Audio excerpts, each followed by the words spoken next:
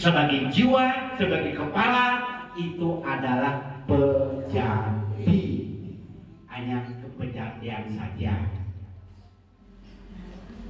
Kalau itu dipahami, kita tidak pernah ribet, karena di pejabi itu lengkap. Ibu tidak boleh marah-marah, ibu tidak boleh lobo, ya kan? Ibu tidak boleh bermusuhan dan lain sebagainya. Membuat bisa, tapi kenapa tidak dilaksanakan? Kadang-kadang monyong. Loh, kadang-kadang gesekan sedikit aja kok sudah besok kamu ngomong-ngomong lagi, cuek-cuekan gitu loh. Cuek-cuekan. Ini kalau bisa dilakukan. Ya, kita berbanyolan jangan dimasukin ke hati. Berbanyolan juga ya, lihat-lihat teman juga. Betul ya? Jangan keterlaluan. Betul. Nah, itu dari segi jiwa. Itu kepala. Yang kedua dari segi poros. Karena bagaimanapun badan itu adalah harus melalui satu jalur. Masuk dan keluar. Harus satu jalur. Itu namanya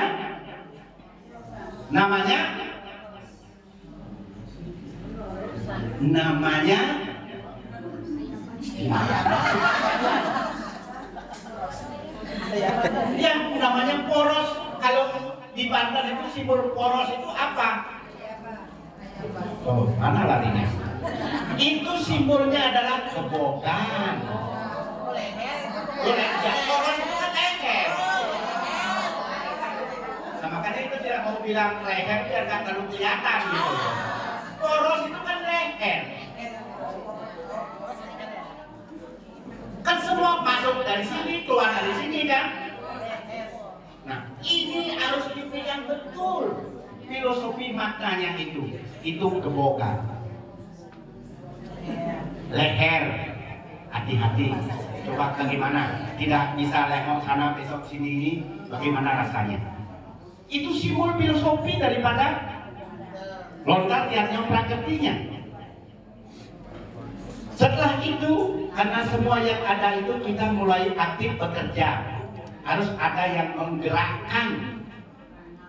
Untuk menggerakkan ini adalah ada tangan kanan dan ada tangan kiri. Ya, 100. Oh, tangan semua.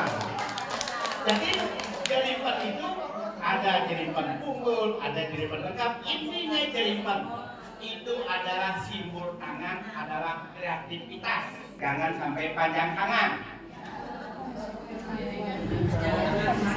Betul? Oh, sudah mulai panas nih. Swastiastu, Pak.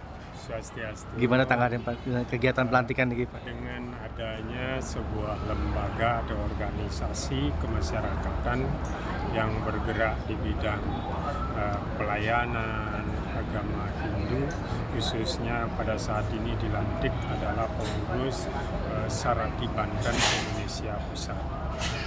Sarati Banten merupakan salah satu bagian dari acara agama, khususnya yang terkait langsung dengan upacara dan upacara.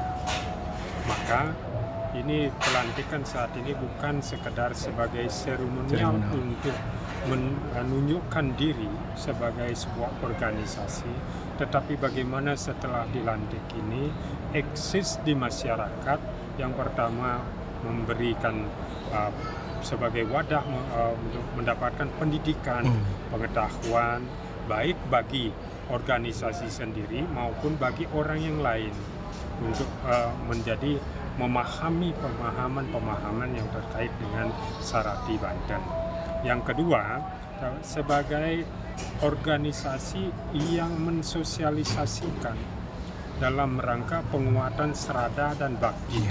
Artinya, Sarati Banten, karena kita upacara agama, hampir semua entah apapun suku ininya di Indonesia, rasnya menggunakan sarana, ini dikuatkan, memberi penguatan, sehingga adanya lembaga adalah lembaga organisasi yang mampu menguatkan meneruskan aktivitas acara agama yang sudah tumbuh dan berkembang dari zaman dahulu, bukan untuk merubah, menyamakan upacara, menyamakan yang lain, bukan begitu. Bukan untuk merubah ya Pak ya? Ya. Tapi memberikan penguatan karena adat apapun di dunia ini, apalagi adat yang dirohi dengan agama, itu mengandung muatan budi pekerti, spiritual, pembinaan dan yang lain-lainnya.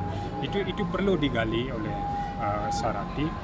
Yang ketiga, untuk menjadi organisasi yang mampu menjadi wadah untuk mentransformasi, untuk kaderisasi. Oh, kaderisasi. Ini kan, kaitan dengan kondisi sekarang kan banyak anak muda kita, terus kalau belajar boleh belajar, teorinya boleh melalui media segala macam, tetapi untuk praktek itu kan butuh wadah, butuh tempat, butuh sarana itu. Nah, maka lembaga atau organisasi inilah tempat mereka untuk menyiapkan kaderisasi ke depan untuk Sarati Banten, agar ya tentu yang saya sebutkan tadi, menguatkan serada bakti, sehingga apa yang diaturkan sudah dikuatkan secara maknanya, tujuannya dan yang lain-lain. Itu saya kira. Tapi saya ucapkan selamat atas dilantiknya pengurus Sarati Banten Indonesia Pusat masa bakti 2023 sampai 2028. Selamat bekerja dan selamat mengabdi dengan tulus, ikhlas di jalan dharma. Tapi untuk Sarati Banten ini tidak menutup kemungkinan untuk mengajak Dharmika juga ya Pak ya? Kalau Sarati Banten ini saya harap jangan berdiri sendiri. Ya, itu. Bahkan bukan Dharmika saja, tetapi semua, terutama di dalam penerapannya. Ada perkumpulan keramu adat, ada desa adat, ada banjar, silakan, karena dalam praktek tidak boleh Sarati langsung merubah sebuah aktivitas di suatu tempat itu. Tetapi bagaimana praktek di sana, Sarati, bila perlu Saratinya yang belajar di sana baru diberi penguatan. Itu intinya, bukan membawa ajaran baru atau memberi pemahaman baru atau menyeragamkan hal-hal yang baru. Itu saya. Nggih, sip, Pramaswanti Pak. Santi. Trio Dasar Sakti.